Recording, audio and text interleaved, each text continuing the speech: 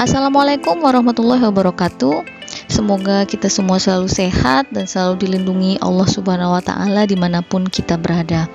Kali ini saya akan menjelaskan materi tentang cermin cembung. Baiklah, langsung saja kita mulai. Coba kalian perhatikan gambar ini. Ini adalah gambar spion mobil. Tahukah kalian, spion kendaraan yang ada di sekitar kita itu menggunakan cermin cembung. Kira-kira apa ya alasannya? Kenapa tidak menggunakan cermin datar saja? Coba kalian ingat bagaimana sifat dari bayangan cermin datar. Maya, tegak, dan sama besar. Jadi, ketika cermin datar itu digunakan untuk spion kendaraan, maka bayangan yang akan terlihat di cermin, ukurannya akan sama dengan ukuran benda yang sebenarnya. Sehingga pandangan si pengemudi akan lebih sempit, berbeda dengan cermin cembung. Cermin cembung itu sifatnya divergen atau menyebarkan cahaya dengan sifat bayangan, maya, tegak, diperkecil, sehingga akan lebih banyak objek yang bisa ditangkap oleh cermin. Jadi, cakupan pandang si pengemudi itu bisa lebih luas. Oke, sebelum kita lanjut membahas materi lebih dalam, kita intermezzo dulu ya, mumpung kita lagi bahas spion nih. Ada fakta yang mungkin bagi sebagian orang yang sepele dan tidak banyak orang tahu. Coba sekarang saya tanya, siapa yang belum pernah melihat ambulans?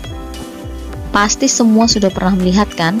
Baik itu di televisi, di medsos, di YouTube, maupun ambulans yang kalian lihat secara langsung di daerah kalian. Tapi pertanyaannya, pernah tidak kalian memperhatikan ambulans itu secara lebih detail? Apa yang kalian lihat? Ya, benar. Ternyata pada bagian depan ambulans, tulisan kata ambulans itu penulisannya terbalik. Jadi yang seharusnya huruf A itu ada di sebelah kiri, jadi ada di sebelah kanan. Ayo ngaku, siapa ya yang baru menyadarinya? Kira-kira kenapa ya kok bisa seperti itu? Jangan-jangan salah pasang stikernya ya? Bukan seperti itu alasannya. Hal ini sih memang sepele, tapi tidak banyak orang tahu. Tulisan pada bagian depan ambulans itu memang sengaja dibuat seperti itu. Ingat ya, cermin itu membuat arah bayangan berlawanan dengan benda. Yang kanan jadi kiri, yang kiri jadi kanan. Kalau tidak percaya, coba kalian bercermin. Tangan kanan kalian pada bayangan kalian akan terlihat seperti tangan kiri. Jadi, tulisan ambulans itu sengaja dibuat demikian supaya bisa tetap terbaca ambulans jika terlihat pada kaca spion kendaraan yang ada di depannya. Pengemudi akan lebih mudah mengenali keberadaan mobil ambulans tersebut sehingga bisa segera memberi jalan. Nah, bagaimana? Sudah tahu alasannya bukan? Kalau begitu, sekarang kita kembali lagi ke pembahasan tentang cermin cembung. Cermin cembung merupakan cermin lengkung di mana bagian yang memantulkan cahaya melengkung keluar. Contohnya pada spion kendaraan atau pada cermin besar yang biasa diletakkan di tepi-tepi jalan, terutama pada jalanan menikung.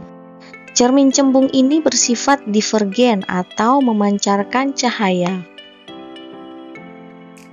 Jika kita ibaratkan sebagai irisan sebuah bola, maka gambarnya akan seperti itu ya. Di sana terlihat ada titik P, yaitu titik pusat kelengkungan cermin. Coba kita perbesar dulu ya. Bisa kita lihat di sana ada titik F, ada juga titik M. Titik F ini merupakan titik fokus, sedangkan titik M ini sama seperti titik P yang tadi, yaitu titik pusat kelengkungan cermin. Kita juga bisa menyebutnya 2F. Karena apa? Karena jarak dari cermin ke F itu sama dengan jarak dari F ke M. Titik F ini terletak di belakang cermin sehingga bersifat maya dan bernilai negatif. Kemudian untuk penentuan ruangnya, yang ini ruang 1, yang ini ruang 2, ini ruang 3, kemudian yang ini ruang 4. Selanjutnya kita akan membahas 3 sinar istimewa pada cermin cembung. Oke, yang pertama, sinar datang sejajar dengan sumbu utama akan dipantulkan seolah-olah berasal dari titik fokus. 2. Sinar datang menuju titik fokus akan dipantulkan sejajar dengan sumbu utama. 3.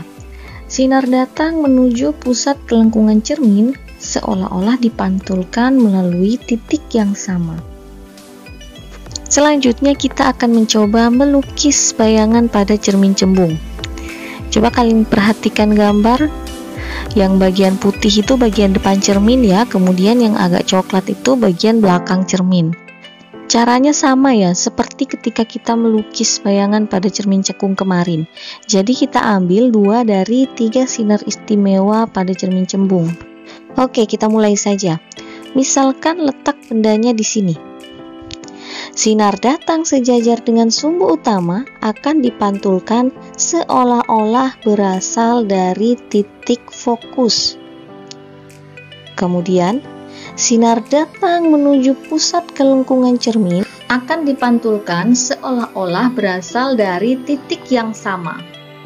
Di perpotongan perpanjangan sinar pantul inilah lokasi bayangan itu berada. Oke, kemudian sifatnya. Kalau dilihat dari gambarnya, bayangannya ada di belakang cermin, berarti sifatnya maya, tegak, diperkecil. Oh ya, satu lagi coba kalian perhatikan. Bayangannya terletak di ruang 1.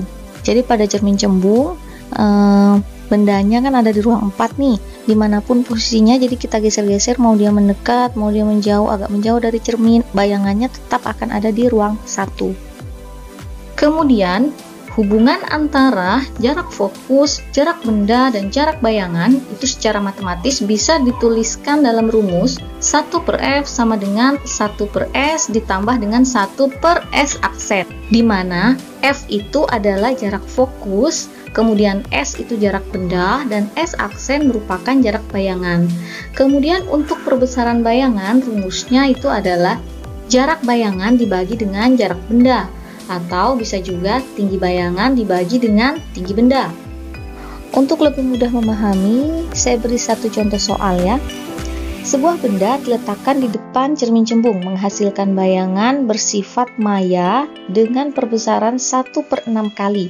Perbesaran ini berarti M, 1/6.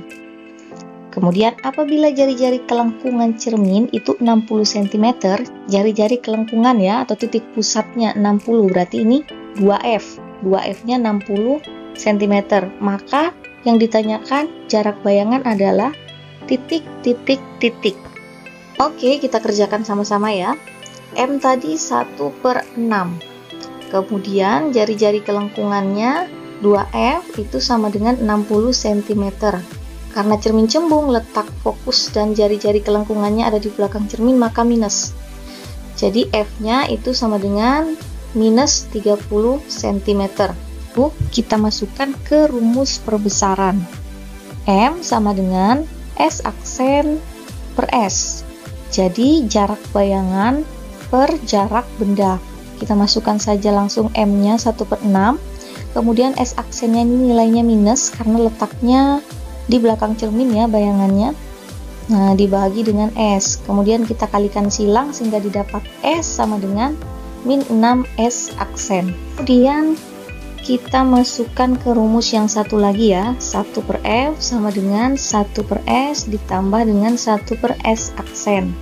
Nah, fokusnya tadi nilainya negatif 1/min 30.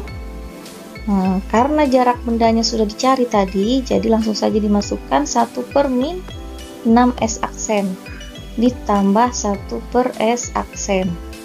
Nah, ini kita samakan dulu penyebutnya, dijadikan min 6S aksen, kemudian hasilnya 1 min 6. Nah, ini kalau kita jumlahkan 1 min 6 ini min 5 ya, kemudian dibagi dengan min 6/S aksen. Kita tulis dulu ini.